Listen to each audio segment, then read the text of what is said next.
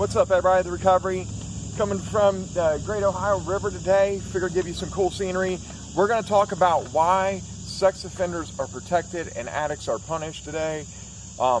Jeffrey Epstein killing himself yesterday got me on this topic. He was awaiting trial for almost 4 years. Most of that time he was not in jail because he's a millionaire. So we're going to get right into the topic. So Jeffrey Epstein killed himself yesterday.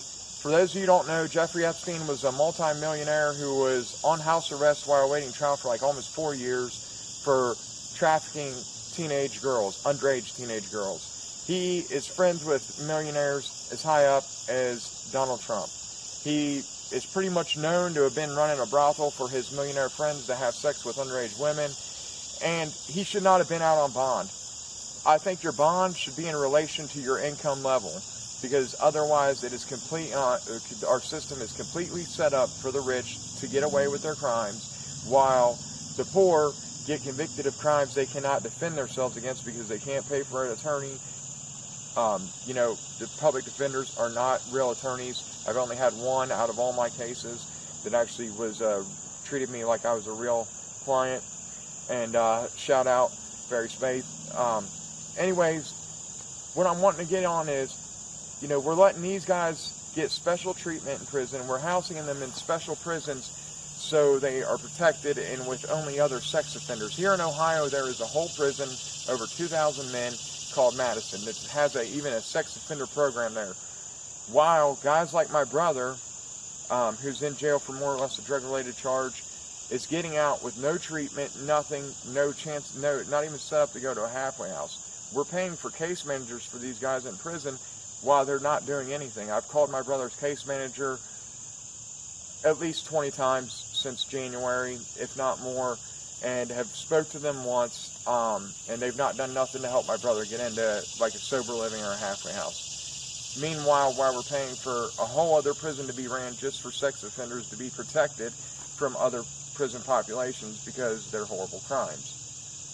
So what I'm getting at is, until we come together, guys, and speak out that we want pedophiles punished to the fullest and not protected, and drug addicts treated, we got the numbers here. We can make change if we actually start petitioning our senators and our, to make changes in our system to treat drug addicts, to actually have real reentry programs, and not to keep spending the money for these evil people who are going to get out and do the same thing again.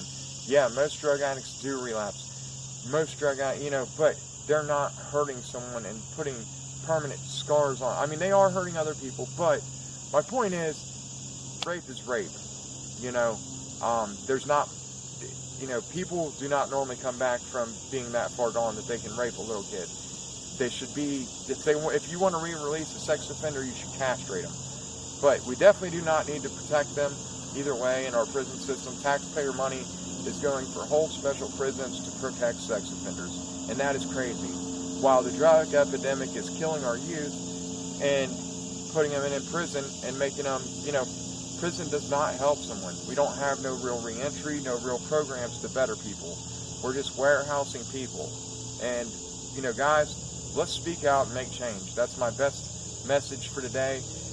This whole Jeffrey Epstein case has really bothered me, just because it's like this stuff gets overpassed. If you got enough money, you don't have to worry about what you do. But yet, while, kids who grow up in bad environments, grow up in the hood with poor parents, don't have the same chances. And until we make real change, and look into our system of why there's so much red tape that's stopping up common sense decision, I don't think nothing's going to change. I'm sorry if I offended anyone out here, but I have a little girl. I have no tolerance for chomos. I think it's terrible. I really think they should be stoned, but, they definitely do not deserve to be protected. They will send an 18-year-old kid who's never been to jail or prison in his life, if he catches a, right type of charge for drug offenses, he can go to prison and pretty much be turned into a lifetime convict because you put him in a prison where there is no real true rehabilitation. It's just gangs and violence and drugs, and warehouse them for a couple of years and put them back out. So we're really just hurting our youth more than doing any good for them. Guys, as always, like, share, subscribe, stay sober, please become part of the recovery family.